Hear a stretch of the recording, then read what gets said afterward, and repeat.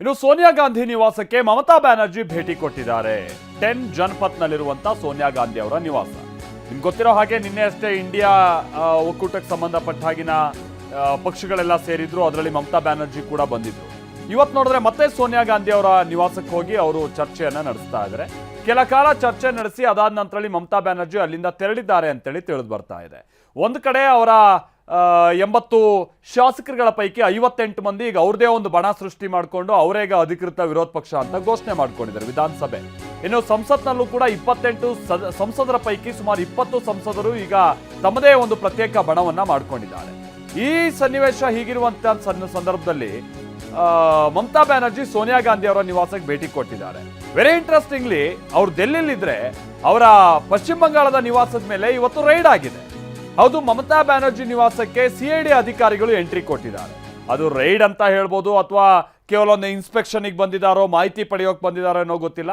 But ಈ CID ಅಧಿಕಾರಿಗಳ entry ಇದೆಯಲ್ಲ, ಇದು ಪಶ್ಚಿಮ ಬಂಗಾಳದಲ್ಲಿ ಬಹಳ ರಾಜಕೀಯ ಕೋಲಾಹಲಕ್ಕೆ ಕಾರಣ ಆಗ್ತಾ ಇರುವಂಥ ಸನ್ನಿವೇಶ. ಇದು ವಿಷಯ ಏನು ಅಂತ ಅಂದರೆ, ಮಮತಾ ಬ್ಯಾನರ್ಜಿ ಅವರ ಸೋದರಳಿಯ ಕೂಡ ಆಗಿರುವಂಥ ಅಭಿಷೇಕ್ ಬ್ಯಾನರ್ಜಿ ಅವ್ರಿಗೆ ಕೆಲ ಶಾಸಕರುಗಳ ಸಹಿಯನ್ನು ನಕಲು ಮಾಡಿದ್ದಾರೆ ಎನ್ನುವಂಥದ್ದು ಆರೋಪ.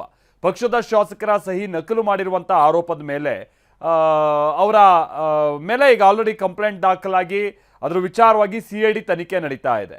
ಈಗ ಕೋಲ್ಕತ್ತಾದ ಹರೀಶ್ ಚಟರ್ಜಿ ಸ್ಟ್ರೀಟ್ನಲ್ಲಿರುವಂಥ ಮಮತಾ ಬ್ಯಾನರ್ಜಿ ನಿವಾಸದ ಮೇಲೂ ಕೂಡ ರೈಡ್ ಆಗಿದೆ. ಈ ಸಂದರ್ಭದಲ್ಲಿ ಕಾರ್ಯಕರ್ತರು ಹಾಗೆ ಸಿಐಡಿ ಅಧಿಕಾರಿಗಳ ನಡುವೆ ದೊಡ್ಡ ಹೈಡ್ರಾಮಾ ಆಗಿದೆ. ಕಾರ್ಯಕರ್ತರ ತೀವ್ರ ವಾಕ್ಸಮರ ಹಾಗೆ ಹಗ್ಗ ಜಗ್ಗಾಟದ ನಡುವೆನೆ ಸಿಐಡಿ ಅಧಿಕಾರಿಗಳು ಅವರ ನಿವಾಸವನ್ನ ಪ್ರವೇಶಿಸಿದ್ದಾರೆ ಅಂತೇಳಿ ತಿಳಿದು ಬರ್ತಾ ಇದೆ. ವಿಷಯ ಏನು ಅಂತಾರೆ, ಈ ಮೇ ತಿಂಗಳಲ್ಲಿ ಅಂದ್ರೆ ಫಲಿತಾಂಶ ಬಂದ ಮೇಲೆ ಸಹಿಯನ್ನ ನಕಲು ಮಾಡಲಾಗಿದೆ. ಶೋಭನ್ ದೇವ್ ವಿಪಕ್ಷ ನಾಯಕನಾಗಿ ಪ್ರಸ್ತಾಪ ಮಾಡಲಾಗಿತ್ತು. ಆ ಪ್ರಸ್ತಾಪಕ್ಕೆ ಸುಮಾರು 70 TMC ಶಾಸಕರು ಸಹಿ ಹಾಕಿದ್ದಾರೆ ಅಂತೇಳಿ ಒಂದು ಮಾತು ಕೇಳಿಬಂದಿತ್ತು. ಆದರೆ ಅದರಲ್ಲಿ ಬಹಳಷ್ಟು ಮಂದಿ ಶಾಸಕರುಗಳು ನಾವು ಆ ನಿರ್ಣಯಕ್ಕೆ ಸಹಿ ಹಾಕಿಲ್ಲ ಅಂತ ಹೇಳ್ತಾ ಇದ್ದಾರೆ. ರಿತಬ್ರತ ಬ್ಯಾನರ್ಜಿ ಮತ್ತು ಸಂದೀಪನ್ ಸಹ ಇದಕ್ಕೆ ಸಂಬಂಧಪಟ್ಟಂಗೆ ಆರೋಪ ಮಾಡಿದ್ರು. ರಿತಬ್ರತ ಬ್ಯಾನರ್ಜಿ ನಿಮ್ಗೆ ಗೊತ್ತಿರೋ ಹಾಗೆ ಈಗ ಆಲ್ರೆಡಿ 58 ಶಾಸಕರುಗಳ ಈ ಪಟಾಲಂ ಕಟ್ಕೊಂಡು ಅವ್ರದೇ ಒಂದು ಬಣ ಮಾಡ್ಕೊಂಡು ಈಗ ಅಧಿಕೃತ ವಿರೋಧ ಪಕ್ಷ ಮಾಡ್ಕೊಂಡಿದ್ದಾರಲ್ಲ, ಅದರ ಲೀಡ್ರು ಈ ರಿತಬ್ರತ ಬ್ಯಾನರ್ಜಿ. ಬಟ್ ಮಮತಾ ಬ್ಯಾನರ್ಜಿ ಅವರು ಶೋಭನ್ ದೇವ್ ಅವರನ್ನ ವಿಪಕ್ಷ ನಾಯಕನನ್ನಾಗಿ ಆಯ್ಕೆ ಮಾಡೋದಕ್ಕೆ ಹೋಗಿದ್ರು. ಅಲ್ಲಿಂದನೇ ಇದೆಲ್ಲ ತಗಾದೆಗಳು ಶುರುವಾಗಿದ್ದು. ಶೋಭನ್ ದೇವ್ ಅವರನ್ನ ಆಯ್ಕೆ ಮಾಡೋಕ್ಕೆ ನಮಗೆ ಇಷ್ಟ ಇಲ್ಲ ಅಂತ ಹೇಳ್ಕೊಂಡು TMC ಶಾಸಕರು ಖ್ಯಾತೆ ತೆಗಿತಾರೆ. ಆಗ ಅವರೆಲ್ಲ ಸಹಿ ಮಾಡಿದ್ದಾರೆ ಅಂತ ಹೇಳ್ಕೊಂಡು ಇವರೊಂದು ಪತ್ರವನ್ನು ಸಿದ್ಧ ಮಾಡ್ಕೊಂಡಿದ್ರು. ಬಟ್ ಅದರಲ್ಲಿರುವಂಥ ಕೆಲ ಶಾಸಕರುಗಳು ನಾವು ಸಹಿ ಮಾಡಿಲ್ಲ ಅಂತ ಆರೋಪವನ್ನು ಮಾಡ್ತಾರೆ. ಈ ಕಾರಣಕ್ಕಾಗಿಯೇ ಇದ್ರ ಬಗ್ಗೆ ಅನುಮಾನ ಉಂಟಾಯಿತು. ಕೇಸ್ ದಾಖಲಾಗಿ ಇದೀಗ CID ಅಧಿಕಾರಿಗಳು ವಿಚಾರಣೆಗೆ ಇಳಿದಿದ್ದಾರೆ. ಸತತ 3 ಬಾರಿ ಸಮನ್ಸ್ ಕೊಟ್ಟರು ಕೂಡ ಅಭಿಷೇಕ್ ಬ್ಯಾನರ್ಜಿ ವಿಚಾರಣೆಗೆ ಹಾಜರಾಗಿಲ್ಲ. ಈಗ ನೋಡ್ರೆ ದೀದಿ ನಿವಾಸಕ್ಕೆ ಎಂಟ್ರಿ ಕೊಟ್ಟಿದ್ದಾರೆ CID ಟೀಮ್. ಹೌದು, ಪಶ್ಚಿಮ ಬಂಗಾಳದ ಗಟ್ಟಿಗಿತ್ತಿ ದೀದಿ ಮಮತಾ ಬ್ಯಾನರ್ಜಿಗೆ ಸ್ವಪಕ್ಷದ ಸಂಸದರು ಇದೀಗ ಬಿಗ್ ಶಾಕ್ ಕೊಡ್ತಾ ಇದ್ದಾರೆ. ಬರೋಬ್ಬರಿ 15 ವರ್ಷಗಳ ಕಾಲ ಬಂಗಾಳದಲ್ಲಿ ಏಕಚಕ್ರಾಧಿಪತ್ಯ ನಡೆಸಿದ್ದಂಥ ತೃಣಮೂಲ ಕಾಂಗ್ರೆಸ್ನಲ್ಲಿ ಈಗ ಭೀಕರ ಬಂಡಾಯದ ಬಿರುಗಾಳಿ ಎದ್ದಿದೆ. ಲೋಕಸಭೆಯಲ್ಲಿರುವ TMCಯ 28 ಸಂಸದರ ಪೈಕಿ 20 ಸಂಸದರು ದೀದಿಗೆ ಕೈಕೊಟ್ಟು ಕೇಂದ್ರದ NDA ಸರ್ಕಾರಕ್ಕೆ ಬೆಂಬಲ ಘೋಷಿಸಿರುವುದು ಹಲ್ಚಲೆಪ್ಸಿದೆ. ಗಟ್ಟಿಗಿತ್ತಿ ದೀದಿಗೆ ಶಾಕ್ ಕೊಟ್ಟ ಸ್ವಪಕ್ಷದ ಸಂಸದರು. TMCA ವಿಭಜನೆಯಾಗುವ ಭೀತಿಯಲ್ಲಿ ಮಮತಾ. 15 ವರ್ಷ, ಬರೋಬ್ಬರಿ 15 ವರ್ಷ ಪಶ್ಚಿಮ ಬಂಗಾಳದಲ್ಲಿ ತನಗನಿಸಿದಂತೆ ರಾಜ್ಯ ಭಾರ ಮಾಡಿದ್ದ ದೀದಿಗೆ ಈಗ ದಿಗಿಲು ಹುಟ್ಟಿದೆ.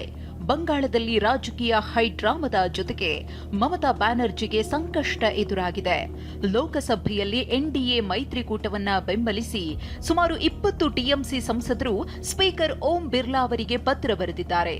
ಈ ಮೂಲಕ ಮಮತಾ ಬ್ಯಾನರ್ಜಿಯವರ TMC ಪಕ್ಷ 2 ಭಾಗಗಳಾಗಿ ಒಡೆಯುವ ಸ್ಪಷ್ಟ ಮುನ್ಸೂಚನೆ ದೊರೆತಿದೆ.